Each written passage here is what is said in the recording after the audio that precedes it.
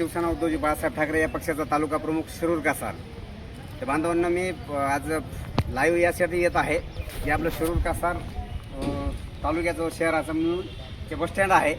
आणि विषय असा होता की बऱ्याच लोकांच्या समस्या अशा होत्या की मुंबईवरून ज्यावेळेस मला काही लोकांचे फोन आले, इकडले जे लोक आहेत आपल्या मुंबईला, त्या लोकांचे फोन आले. त्यांनी सांगितलं, मोरे काका आम्ही ज्यावेळेस बससाठी रिझर्वेशन करायला जातो, ज्यावेळेस रिझर्वेशन करतो त्यावेळेस हा आपला तालुका असून देखील रिझर्वेशन होत नाही. रिझर्वेशन एकतर राजुरीचं दाखवतो किंवा बीडचं दाखवतो, हा शिरूरचा बसस्टॉप किंवा बसस्टँड दाखवत नव्हतं.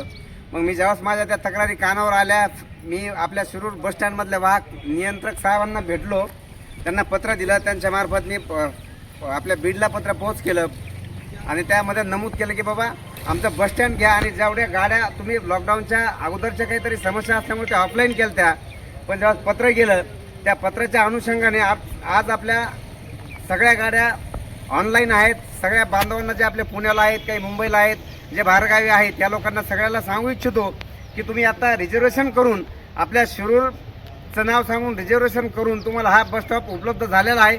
तरी पण आपण वाहक नियंत्रण साहेबांना विचारू आणि बोलू आणि कन्फर्म झालं हे, याच्यात काही शंका नाही. या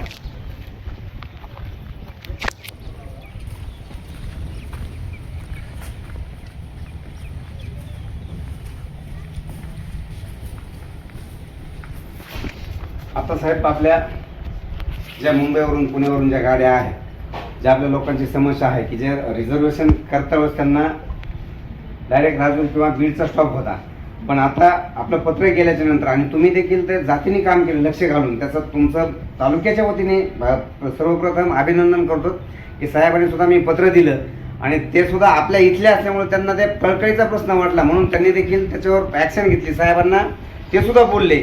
म्हणून सर्व जे तालुक्यामधील लोक आहेत त्यांना एक सांगू इच्छितो, साहेब आपल्या सगळ्या गाड्या ऑनलाईन झाल्या, जेवढ्या ऑफलाईन होत्या सगळ्या गाड्या आता सध्या ऑनलाईन झालेल्या आहेत आणि ऑनलाईन सगळ्याला इथून तिकीट भेटते शिरूरमध्ये. म्हणजे तुम्ही आता जे मुंबईवरून लोकांना आपल्या शिरूरला यायचं असतं, त्यांना ज्या गाड्या म्हणजे अवेलेबल नव्हत्या, उपलब्ध नव्हत्या, त्यांना 100% तुम्ही रिझर्वेशन करून आपलं शिरूरचं नाव सांगून तुम्ही रिझर्वेशन करू शकता. तुमचे जे प्रॉब्लेम होता तो 100% सॉल्व्ह झाला आहे. काही अडचण आल्यास मला फोन करा, मी तात्पर्य तुमच्या सेवेसाठी आहे, मी सदैव तुमच्या सेवेसाठी आहे. मी थांबतो. जय हिंद, जय महाराष्ट्र.